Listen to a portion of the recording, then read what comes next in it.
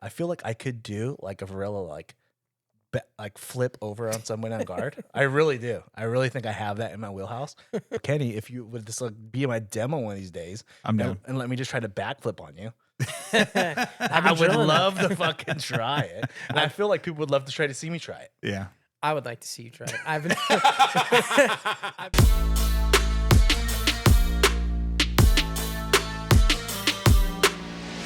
Welcome back to the pod. My name's Kenny, here with Matt. What's going on, brother? What's up, guys? And it feels good to be back on the gray couch. I agree.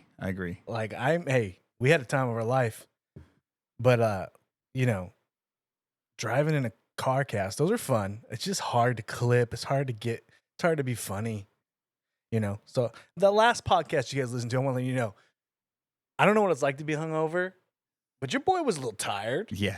And we were coming back, and I was trying to make it to my kid's soccer game.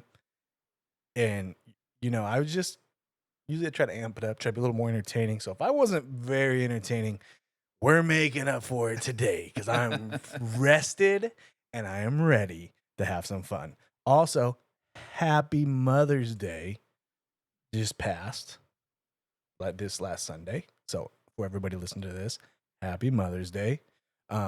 Mother's Day, not if you're balanced like we are. It's an expensive freaking week, dude. I know. I just took my mother out, my real mom. Right. Now I got to do stuff for my wife. Yeah, I'm doing wife stuff tomorrow. And then my mom's coming into town next weekend for the comp, so I'm going to do some Mother's Day stuff while she's here. What do you got planned for the wife? There's no spoilers here. We're going to do breakfast tomorrow with the kid, and I don't know if she wants to work or not. She may work for a couple hours, but if she doesn't, we were thinking maybe go chill by the pool for a little bit. That's cool. Yeah, I think I'm going to wake up. Wife wants to go for a walk. Walk, I guess. I'll do that. I mean, I got the cortisone, so we're good to go. My walk to the pond. Yeah, we're going to walk around the duck pond, Harveston, probably. No, I was going to say it's your house. Oh, yeah, we could. I got that stupid fucking pond. We're going to walk and maybe go on a hike, maybe, a light jog, Silent J, I don't know. Then I'm going to take her, got a reservation for food, and then maybe hang out by a pool. I don't know. Nice. Yeah, I think we're going to do breakfast, chill around the pool, and then maybe go get some dinner as a family and then call it a day. I already gave her Mother's Day gift, so. I just dropped a hundo yeah, on my mom. Sushi. And they came too. It's like my wife and kids came too. So I was like, yeah, that was expensive. And now my wife gets a double dose tomorrow. My buddy was like, who's got around? I'm not going to name drop him here just because he listens to this in his car. But my buddy's like, my wife gets pissed off at me on fucking Mother's Day. He's like, because I don't get her shit. I'm like, what? He's like, she's not my mom. Damn. I was like, that's my kid's job. I was like, whoa, your kids are little. He's like, not my problem, my man. I was like, hey, dude, that's brutal, dude. I was like, I could not pull that off. No. I'm terrible at this. I love giving gifts, but I fucking suck at waiting till the day to give them. So like my wife's first gift showed up on like Wednesday, gave it to her then. And then her second gift showed up Friday, gave it to her Friday. Bro, I am so like that at myself. Yeah. That's why I have this thing called December to Remember, because I do it every year for Christmas because I buy gifts and then I get them. I can't just, you want to open one? Yeah. Like I got to tell you. And like, so I just get her gifts all the time. Then Christmas Eve hits and I'm like, dude, they shit under the tree for her now. Yeah. And I've already spent 2 G's on her this Christmas. Yeah. But we're going back and I go Christmas Eve and I buy more stuff. I'm always afraid that she's going to buy what I got her. So it's like, I got to give it to you now before you buy it. Yeah. Because you try to think outside the box, but sometimes it's hard. Oh, yeah. What do guys want for Father's Day? We all know. We want a fucking blowjob. That's what we want. And there's the open right away. I told you I'm bringing the fire this week. That's all we really want. A start to finish blowy with no sweat involved. You know what I mean? We just want to lay back. But the true test for all you guys in the purple belts, and this is what purple belts, any belt, white belt, blue, whatever. I just Broke belts. put purple belt with sex, right? The true test to see if your girl really does, your baby mama really does love you. If you could get a BJ on Mother's Day, if you have the ability, if you have the fortitude and the swag and the riz, She chops you up on her day. if you get, yeah, if you can get that hair in a ponytail on Mother's Day, you're the real one, or you just absolutely dominated Mother's Day Right. and made it so great for her. Where she's like, dude, I gotta suck this dick. That's how you know you've been. You won Father's You've Day. won, You won Mother's Day. Won Mother's Day. So for anybody out there, I want in the comments like, yeah, just dominated. Just send me eggplants, not Asian dicks. Not Asian dicks, but send me eggplants if you're like, your boy got it in. My boy got, I got some brain for on Mother's Day. That's the true sign. So what we got? Is man an equal opportunity meme lord? I am. Look at, I will post about fat dudes. I will post about little guys. I will post about women. I will post about parents. I will post about myself. Yeah. There's nobody. The only thing I really don't mess with, and Kids. you probably could find one on there, two on there, if you're gonna go deep dive. But I try not to mess with children. Yeah. Don't mess with the kids. Everybody else can get it. A meme by me. Okay? Look. But the women get so mad. There's always one Not or two. all of them. There was a couple in the comments that were just like fine. They're like, oh yeah, that ball. This is me on. I'm just like, damn. I posted a meme. The meme was like, start standing because only your ex-girlfriends start on their knees. Okay, that's what I said. Right? This fits right into our just last topic. Everybody has an ex. Could be ex-boyfriend. Whatever. Right. Fill in the blank. I don't care. Like, look, I'm going to make people mad. A good meme touches the truth button. Yeah. Yeah. It hovers over. There's a little bit of truth. That's what makes good comedy funny in general. There's a touch of truth into it. And it makes you think, Matt Vega, Oast Nation. My goal is for men who are married or just men in the jiu-jitsu world, when you go and you want to escape reality and you go take a shit and you're hiding from your kids and your wife for 10 minutes, I'm giving you shit to send to your other buddies who are in jiu-jitsu taking a shit. That is what my goal is, because we're all send stuff. Yeah. And all you guys are taking a shit and you're seeing my name and you're sending it to your friends. So I am toilet material. But top shelf, not an upper decker. I'm top shelf toilet material.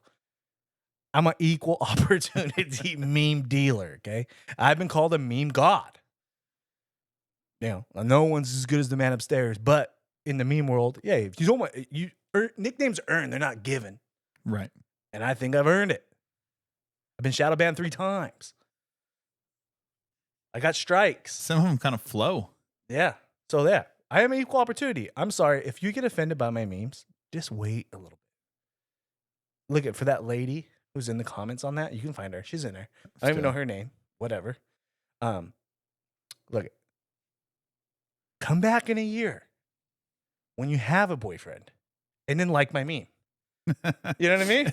Like right now, maybe you're single. Maybe you are the ex. Okay, I'm sorry, right. But come back. It'll come back around, and I'll be there for you. I'm posting a fun pro women tonight because I've told my wife I'm not going to post anything on Mother's Day. She just wants me to herself. So there will be a fun Mother's Day post tonight when we're done with this podcast. Now, I don't understand. I was trying to read this again, Kenny, and maybe I was tired. But so what's going on? All right. So in the wake of the PGF event season, I was thinking about like how does jiu-jitsu grow? What is separating jiu-jitsu as a sport, not as a martial art, not as a section of MMA, but what is separating jiu-jitsu as a sport from growing and reaching a larger audience? And like, what's the difference between like, let's say a jiu-jitsu audience and an MMA audience, a basketball audience, etc. Like, I don't play basketball. I don't play football. I don't play baseball. I can watch all of those and understand the game and be entertained. I feel like the percentage of people that watch jiu-jitsu on TV, probably 99.9% of them do jiu-jitsu or have done jiu-jitsu. But like, there really isn't casuals, if that makes sense. You know, you always hear the phrase like, oh, he's an MMA casual. They just go for whoever the champ is at the time, kind of a thing. But they understand what a fight is and they understand what's going on, on a basic level. There's might be skill sets or traps that they're not noticing because they're just not trained in that kind of thing. But what does jiu-jitsu need to get to that level? Like, that's the only way this is going to grow and make money is you've got to have people that don't do it that are still interested in watching it. It's got to be entertaining. And I think one of the biggest faults of jiu-jitsu in general, even and I would say this is with wrestling as well, collegiate wrestling, Olympic wrestling, is the point system, understanding the point system. Sometimes I'll ask questions to my professor about like, hey, how would this be graded in points or whatever? And he'll look at me and be like, I honestly don't know. I'm like, dude, you're a black belt that competes in IBJJF all the time and you don't know? That's no slight against him. That's just because the rule set and the point system in jiu-jitsu is fucking confusing. Mm-hmm. And I think that's where PGF kind of helps aid and fix that. It's a sub-only tournament, so you're not winning by a decision. You're not winning by points. You're not winning by, you're not getting some points and then basically stalling for 4 minutes or whatever. So it forces the fight to move, and I think it keeps people engaged. But so now you take that out of it, the points out of the equation, and you just focus on the finishes. Jiu-jitsu is still really complex. So like trying to understand how they're getting to a certain submission, or like sometimes like when you see these guys do like, I don't know, heel hooks and whatnot, like it's so fast and you hear tap or you see the tap, but you don't see what happened because like the dude's upside down and the legs covered. Yeah. You can't do things slow. Yeah. So it's tough. So I think that's kind of I'm just trying to figure out like what aside from the point system, what do we need to do to break jiu-jitsu down to where it becomes more palatable for the casual watcher so that people are actually interested and they sit down in front of the TV. I can sit my wife down in front of the TV, someone who I don't believe has really ever sat down and watched a football game. I could explain the basic rules of football to her. 4 downs, 10 yards, turnovers, things like that. And she can follow along and then ask questions throughout the game if she has a question on something, and then, get that question answered, and she still can keep following along. And in football, it's a pretty complex game, My wife could sit down and watch a basketball game and understand the basic premises of basketball. Same thing with baseball, with hockey. I don't think most people in general could sit down and watch a jiu-jitsu match and really have much of an idea of what's going on.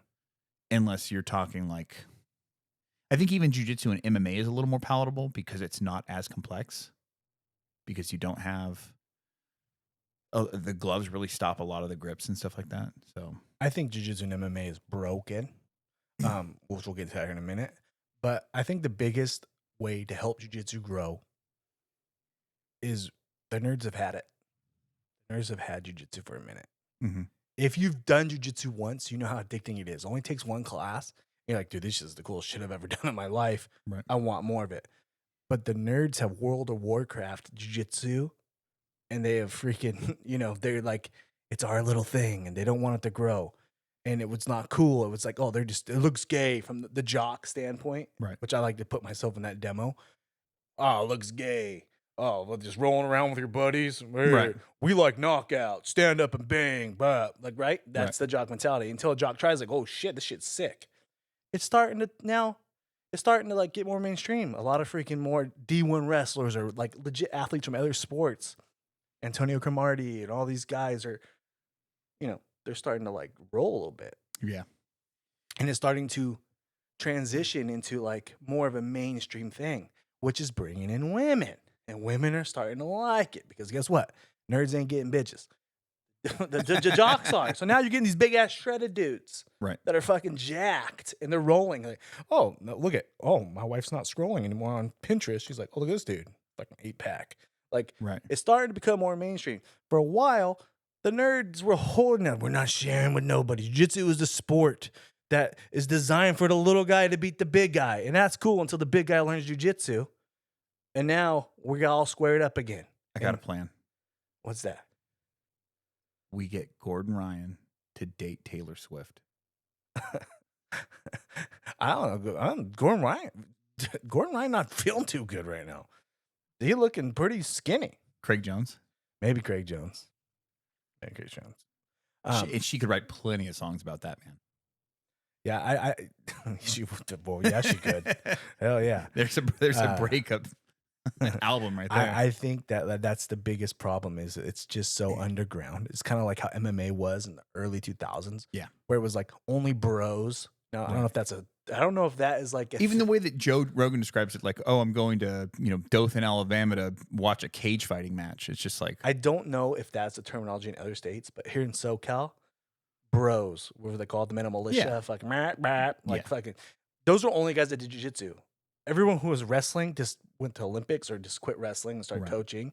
Everybody, all the really, really good athletes played other sports. So the dirt bikers, the dirt bike reject people, they started fighting in cages and they kind of adopted the MMA, right? Right. And so they were like, oh, this is our thing.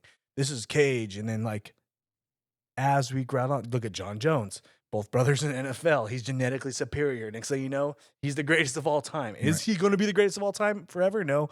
There's probably a 7-year-old right now is probably going to be the greatest of all time. But he's all right now. He is. So it's like,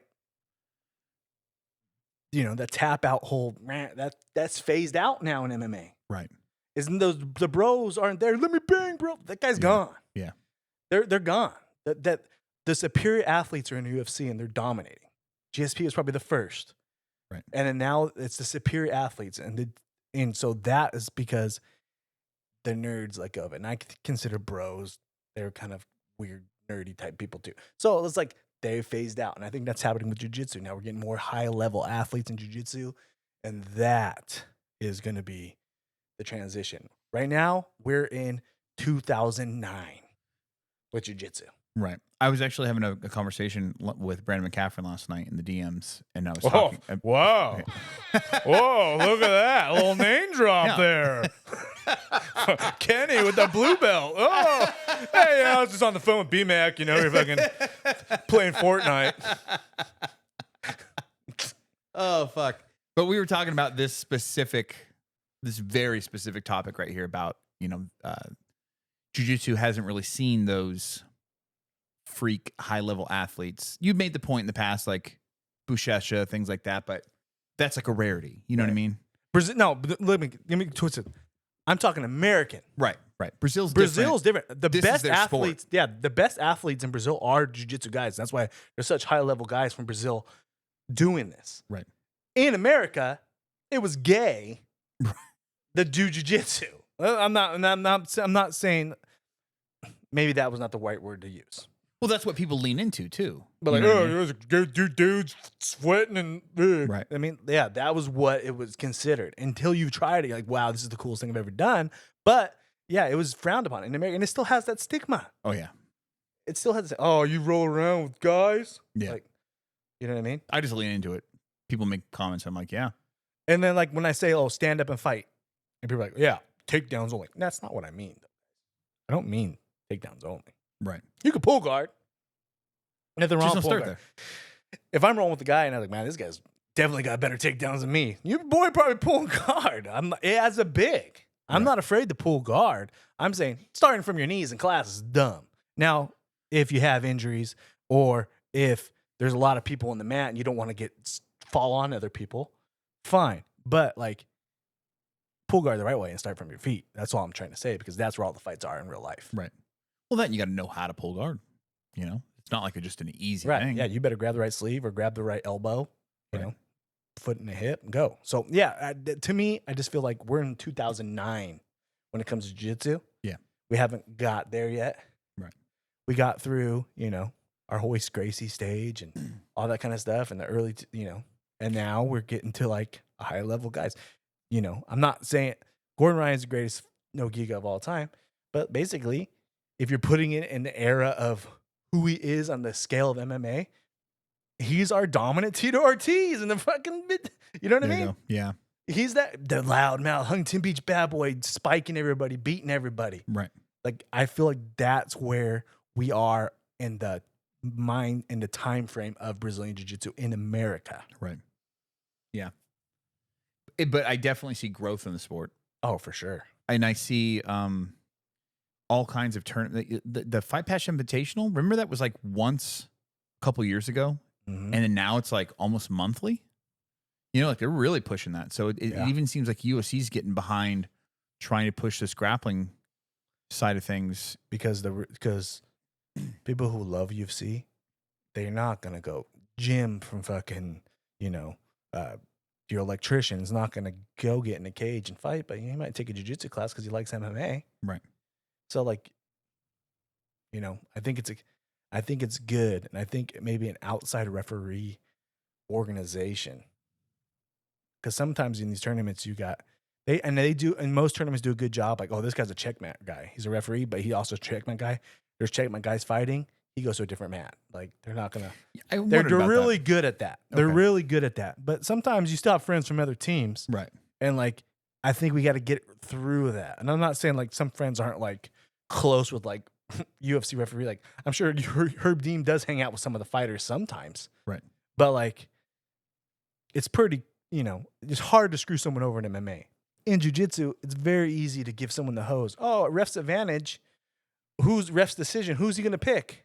Right. It's just his choice. It's his choice. Who's going to pick my Right. boy? I trained Right. with him in fucking 2003. We were on the same team then. Right. But done. And Right. oh, thanks for go collect your t-shirt. See you next time. That makes sense. Yeah, in MMA, you've got outside judges that aren't work for athletic commissions. And whatnot. Right. Yeah, So know. I that's another thing that we need to do. And I think organizations like the PGF will, you can get rid of all that. Right. Because you can have like this guys who have no affiliation, just teach them the rules. Just like they're going to send to their own refs to their own ref rules school. Right. Like once those same refs that aren't reffing that match can also be the judges for the fights. Right. And then you could help that way. So it's like, you cannot, won't conflict with like buddies. And next week, we have Drew, one of the head refs besides Eddie Bravo from the PGF on the episode. We'll talk to him about that, Right. more detail. But like, yeah, I think that is a way also better judging, better refereeing would help. I think what's neat about PGF is the point system. Is like I think you brought this up before. It's like the soccer point system for like European soccer. If it's a tie, it's 0-0. Like you don't get, like, let's say you win the match, there's the points that you scored to win the match, but you get points for the season standings. And if it ties, it's 0-0. So you don't need to worry about a judge. It's like you didn't get the job done, so you get nothing. So it incentivizes people to really kind of go for the kill. Like, what if they punished guys who didn't score, the lowest scoring guy in the league, gets sent back down out of the league? Right. And then he has to go through, which we'll talk about next week, the PGF like season tournaments, Right. and get enough points to enter the draft again. Right. What if like I made it and like I didn't score, I got sent back down, I didn't score 1 point, Right. I'm out of the league. Like, that would definitely make them I don't want to lose. I don't want to get out of the league. I was reading something the other day, and it was in regards to like the probability of becoming a professional football player. Like how many kids are like play football in high school right now? How many of those kids are actually going to go to college? How many of those kids that are in college actually make it to the draft? How many of those kids that make it from the draft actually make it into the football league? How many of those people actually make it past 3 years? Mhm. In most NFL careers in and under 4 years. So it was like 5% of people that play college or play high school football will make it to college. 1% of those college people will make it to the draft. And of that 1%, which is like 2,000 people or something, or maybe 600 people, 1/3 of the 1% will actually make it to the NFL. And then like, It's so hard. Yeah. Baseball's even harder. Yeah. Believe me. There's even more positions, but baseball's even harder. baseball's fucked too because it actually has a minor league. So you get sent down. And you could get drafted number $1 million Right. deal and just sit there Yeah. and never get called. Yeah. Like I got drafted by the Yankees. Derek Jeter's 23. He's their shortstop. I play shortstop. Well, he played 22 years in the league. Looks like I'm never gonna fucking make it, dude, Right. unless I get traded. Yeah. Because he's the captain. Yeah. That's fucking wild. That's how big Right. that's how long the sport's been going. But that could be how the PGF draft system, Anybody can be a professional MMA fighter. Kenny, true. $82. Get your medicals done for $300. I'll give you, 1,000 to win, 500 to win, 500 to show, and I'll get you king of the cage in a month. And you're there, and then we'll put you on the poster. You look badass. A big profile pic.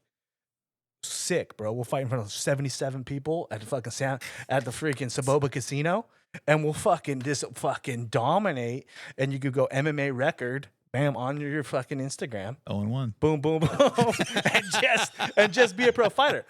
Anybody can be a pro fighter. Yeah. Nobody can play for Duke, Right. out of basketball. Right. You can't just be, I played college ball. No, you didn't make the team, dude. Right. So, but that's the thing. Anybody can be MMA because people just like to get Not drunk. everybody can get to the UFC, but anybody could be a pro. Right. So I think like anybody could fight adult division jiu-jitsu. Right. But are you getting invited to the fight passes? Are you Right. getting invited to the PGFs? That is got to be considered pro. Right. Even though you're a pro MMA, you're not in the UFC. You're not in Bellator. Right. That is the difference. Yeah, one of another point that Brandon had brought up last night was, and I think he actually mentioned this on our pod when we interviewed him. He said that ADCC is like the Olympics for submission grappling. Mm-hmm. PGF wants to be the professional league, and I'm like, that makes total sense, So ADCC comes around every 3 years, every 2 years. Okay, you got your Premier League in soccer that goes all the time, but the World Cup only comes every once in a while. Right. And so, yeah, that makes sense. What else we got? Is sub only helping or hurting the sport? I think sub only brings eyeballs to the sport. I think it's good. But like I've said, I think I said it last week, I think it's making people forget what the importance of control Right. in jiu-jitsu. But I also think things like combat jiu-jitsu are kind of bringing that back because guess what? If I'm a half guard guy, I can't just dive half guard and chill and wait for my sweep or try to invert for a heel hook without having my face exposed and it gets punished. Right. So I do think that it's hurting the sport when it comes to like pure control, showing pure control and dominance. I know it looks so fucking boring, but when you can control a guy, they can't move and they can't breathe, and you go chest to chest with them, you put them in side control, and you put that rib on their rib, and they're like, "What the fuck?" and they can't move. Right. That is skill. There's skill in doing that. I can feel 627 pounds. Promise you. I'm only 257. I can confirm this. Boom. There's skill in that. Where you put your weight, it looks like shit on TV. Right. So I get you want your wife to fucking look up and be like, what is this? Right? You want, and you need good media to grow. You need all that stuff, but you can't take away from what jiu-jitsu naturally is. And it's naturally a slow-paced hold, control, submit, like cook and submit. You had mentioned too earlier in this conversation about how jiu-jitsu has been basically had a chokehold by nerds for the last 10, 15 years or whatever.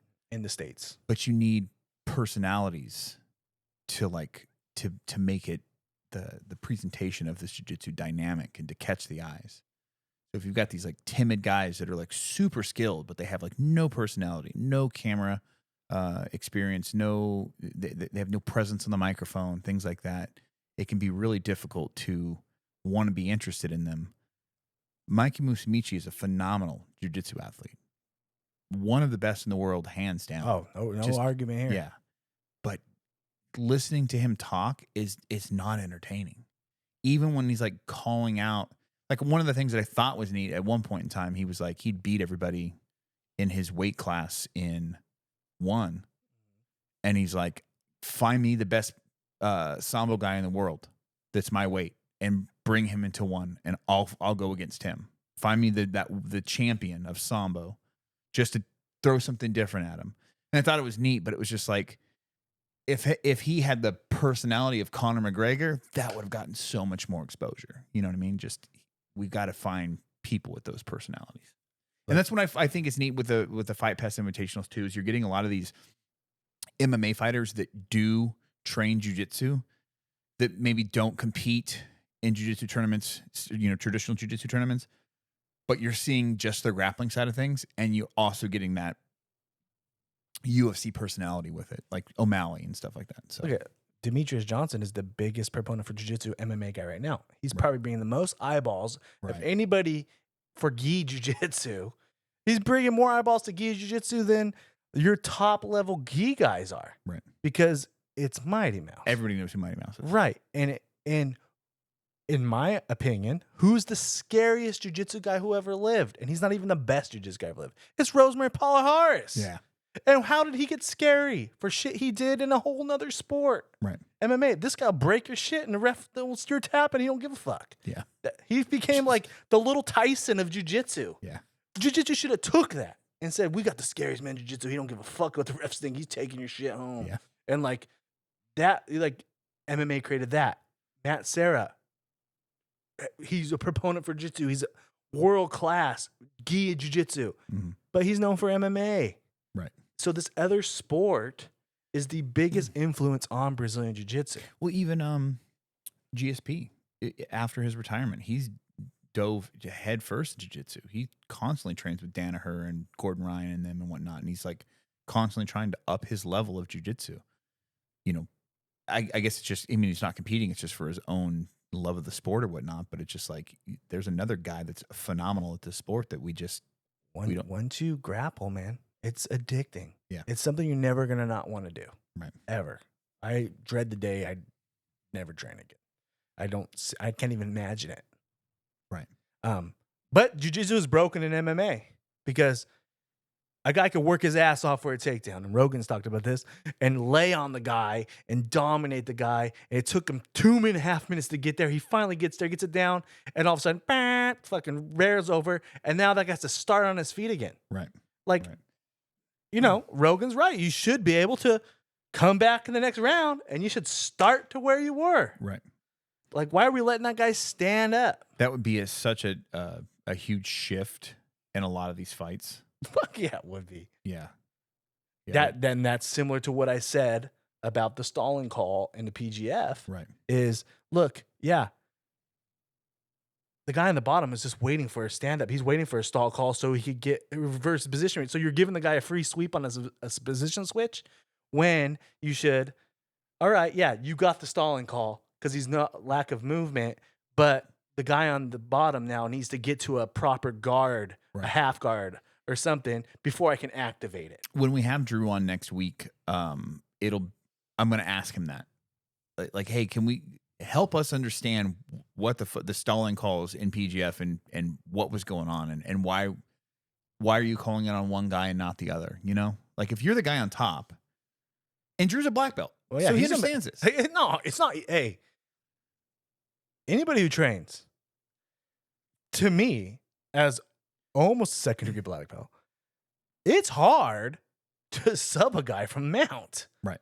especially when they're like, you know, fuck that. Put my elbows on my titties, my hands under my neck. I'm freaking real tight. I'm not giving you any arms. You're gonna try to finger walk all you want. I'm not rolling. Right. It's hard.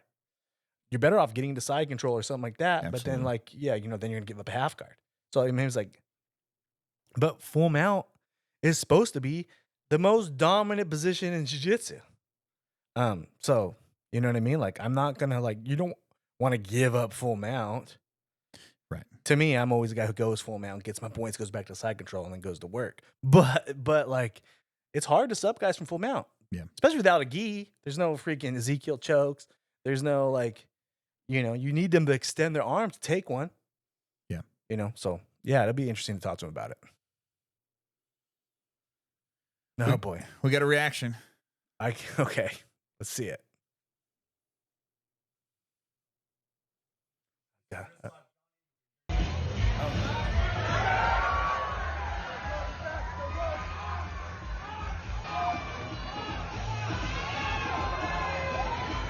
It's like some tactical fighting here, huh? Is this a more realistic jiu-jitsu? They're Just in regular ass. I mean, they've got rash guard tops on, but they're in cargo pants and boots. I mean, look. This is just jujitsu and dirt. right. I mean, is this a more like when people say like, oh, jiu-jitsu in a street fight? I mean, it's not gi, it's not no gi. Right. But like, It's more real. it's construction site. It's jujitsu at a construction site. It's construction site, JJ. You know, no, because look, I mean, yes, you're wearing boots, so the heel hook is definitely going to be there. Definitely footlocks are more acceptable. But like, if you want to make that more realistic, then you better start to adopt the combat jujitsu smack, or you better add a weapon. yeah. Combat jiu-jitsu That's realistic. in that. Right. Like in Look, all that was just two dudes fighting in dirt. And I'd rather watch two blondes fighting in jello. You know what I mean? Matt likes extra no-gi. No, but I mean, I get what they're trying to do. Everybody's trying to put their own spin on jiu-jitsu. And you know, one of my regrets with the podcast, I was too tired to do it. I was going to card jiu-jitsu your ass. Thank God you were too tired. Fucking Matt just choking me out with a seatbelt. I was gonna pull it, card jiu-jitsu, and I forgot. When I got home, I was like, I forgot, dude. I was like, it was the first episode I was gonna break check you, success. Second, I was gonna card jiu-jitsu, and I forgot, and I was very disappointed in that, so maybe next year. But yeah, I was like, that to me, 100%, everybody's just trying to put their own spin on jiu-jitsu. Right. Right. Or their spin on arm wrestling. Everybody's trying to put a spin and make it their own sport into their own new sport. Right. That was just jiu-jitsu in the dirt, dude. I mean, like, to me, like, yeah, you had boots on, but like, Right. I mean, it's closer, I guess. I don't know what the rules are. Are you allowed to have grips and shit? Right. I mean, they're wearing belts. You would assume that if you've got a leather belt on, I can grab you by that. And Yeah, I mean, so, I mean, I get it. I mean, it's closer, I suppose, but like, I mean, that just looked like no gi grappling to me. I wonder if Danaher put that together. Rash guard top all the time. Yeah, I don't know. We got listener questions. Wendy the Barber, my wife, asks, fuck, marry, kill. Roseanne Barr, Rosie O'Donnell, Paula Dean. This is a brutal one. Oh, dude. I told her this week, I said, you know, when you do the fuck, marry, kills, I love you, you're my wife, it makes me really uncomfortable. I have to answer these questions. And she goes, oh, I've got a list of them. I'm like, oh, good. Keep them. Hey, Wendy, keep them coming. I got this one right away. Rosie O'Donnell, you're dead. yeah, that was my thought too. You know, you're too crazy for me outside of jiu-jitsu. Like, you got too much of an opinion, and it's not just because you're a woman. It's just like, you're just out there, dude. She's an angry lesbian. You're just an angry lady, dude. And you're not digging this fucking 6 inches anyway. So we just get you out of here, right? You know what I'm saying? Paula Dean, you cook. Paula Dean cooks, dude. Mary.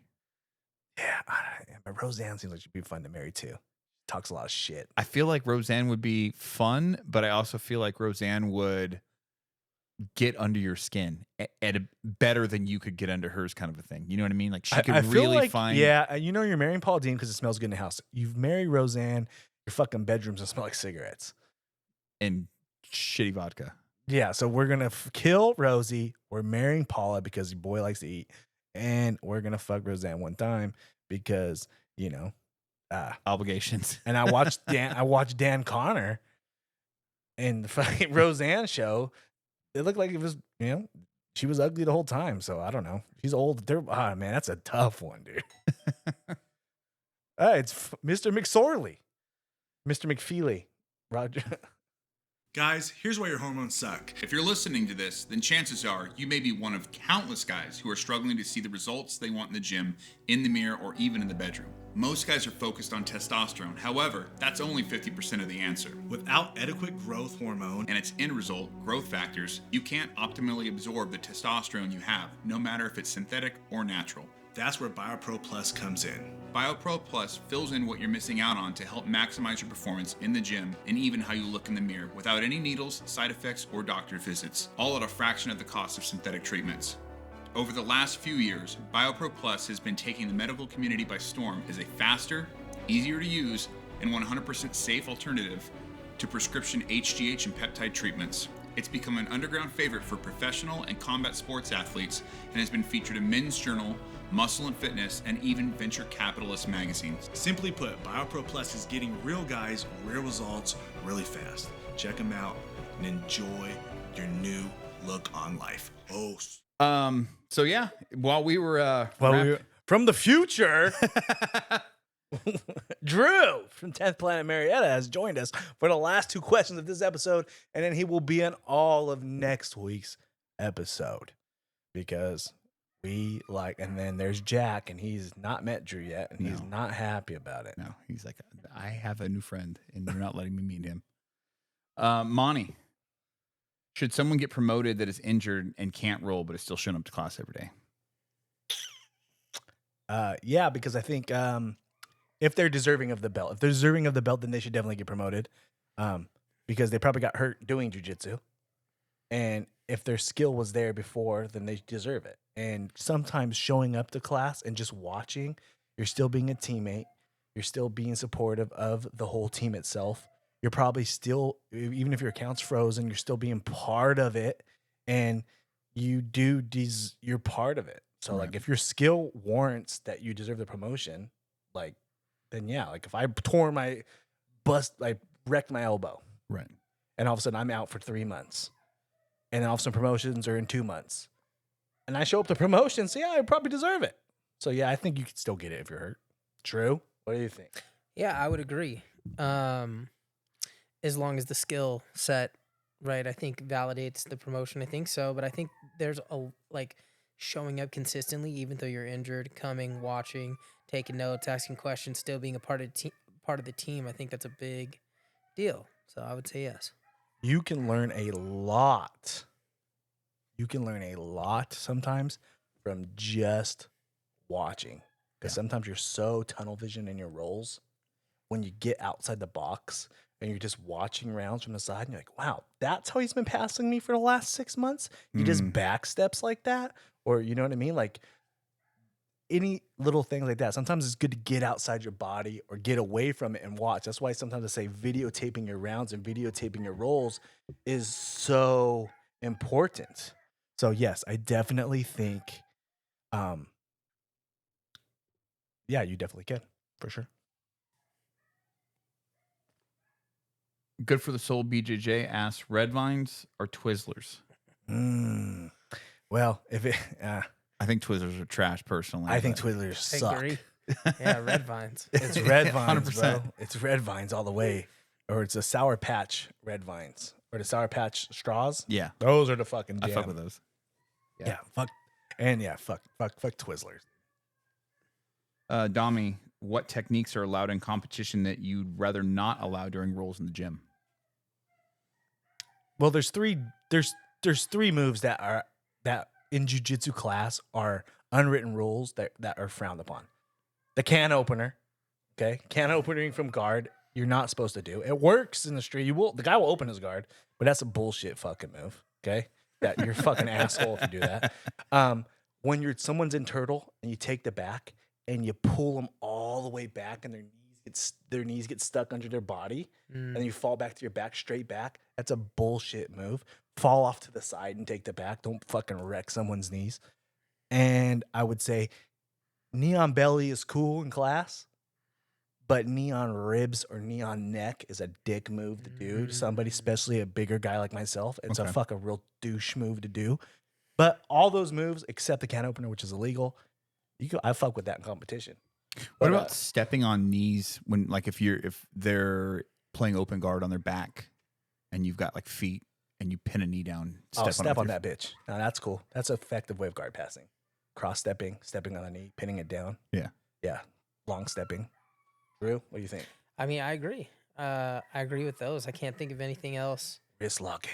I like so so funny. I was asked by a white belt the other day, like, what's your favorite move in jiu-jitsu? And it's always like evolved, right? Like at blue belt, it was like, oh, I like sweeping from half guard. And at purple belt, it's like, oh, I can leg lock now. Let's do that, you know? And brown belt was really all about passing for me. And now at black belt, I'm like, wrist locks is my favorite thing to do to people today. I was at comm class and this last week because I'm prepping for the tournament, and I roll with a guy, and high level guy, and he pulled me straight back like that. I never rolled with this guy before. I was like, damn, good thing I got off to the side. I could have fucked my knees up. Right. And he tried to wrist block me like 7 times. I was gassed. I was like, dude, I'm not flexing this wrist, bro. You're not getting that shit. But still, I was like, your boy had a rough round, dude. I was like, this guy's bringing it all out right now. Yeah. But yeah, it was whatever, man. Yeah, and to double down on the foot like stomping thing, I like to stomp on shins and calves. I also like to stomp on wrists. I think those are fair play. Yeah, I think that's all good. Stepping on limbs is fine. Yeah, We're not punching them. We're stepping. Yeah. Right. You know what I mean? It's Yeah. a pin. You know, Fair. I feel like I could do, and I'm burrito big. I feel like I could do like a Varela like flip over on someone on guard. I really do. I really think I have that in my wheelhouse. Just been so fucking scared because I don't want to hurt my fucking opponents that ever try it, Right. and I would never try it in competition and fucking beef it. But like, I've always wanted to like. I feel like I could pull that off. So Kenny, if you would just like be in my demo one of these days, I'm down. and let me just try to backflip on you. I've I been would drilling love to fucking try it, and I feel like people would love to try to see me try it. Yeah. I would like to see you try it. I've been drilling that. I've been back flipping on a crash pad. But I'm too scared to do it in class. I don't want to hurt one of my students, right? Yeah, I don't want to hurt. I'd be more confident in competition though, because that guy signed the waiver. Like I don't know him, Right. Right. But you also don't want to fuck up and lose. right. And all of a sudden you've missed a backflip and he's got your back. Yeah, you gotta find that perfect opportunity. I tried one flying armbar in my life. And I had never attempted a flying armbar, but I did it in a class and I got power bombed. Oh. And the whole class, ooh, I heard the whole place, the whole freaking Brennan Event Center, ooh. And then then I got put to sleep. That was 2012 pants.